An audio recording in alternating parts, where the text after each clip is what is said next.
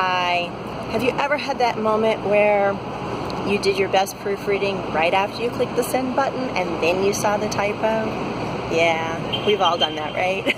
So actually making a mistake is the topic of today, which is day 18 of our 40 Gameful Days of Summer. And as always, I am Valerie with a Y, back with another little gameful tip that'll help you see big improvements in your learner engagement and learning outcomes.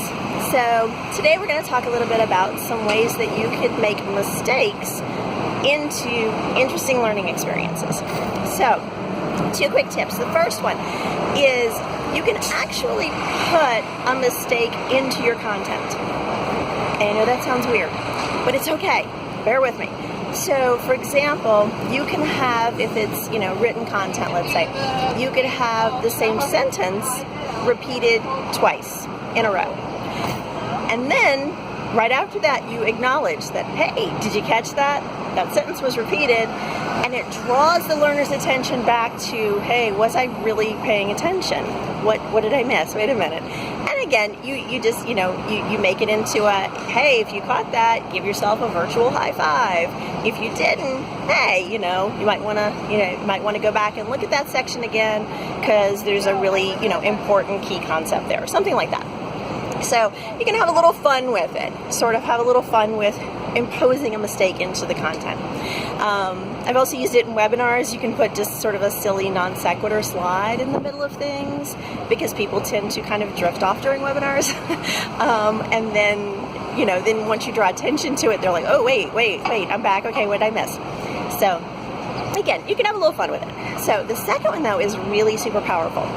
And this one comes from a lot of courses that I've done with things like teaching software applications or something that requires you to learn, a lot of different functions, a lot of different features of some product, or maybe it's a series of steps in a system or something like that.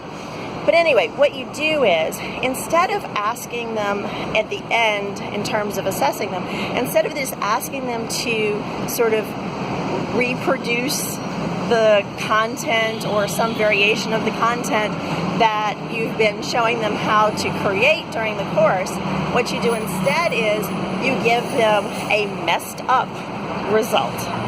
And then they have to work either individually, or I've done this with teams too, where it's a nice activity to get a series of people around, in this case, maybe a computer screen and collaborating. But what you want to do is you want to give them the messed up copy, so they have to show that they understand not only the features, how to use them, but they're really applying them in that thoughtful way of going, hey, what did somebody do to get to this point? They have to kind of reverse engineer things. So it can be a really powerful way to add a little fun to it. It also makes it much more puzzle-like than just sort of saying, oh, here, edit this, photo, or, edit this document to, make these changes or something like that. So anyway, and said they were going to be short tips, and I'm running a little long today, so I'm going to stop now. But as always, if you like this tip, please like it, share it, let me know. We're almost halfway through, so we'll have a little something special at that point.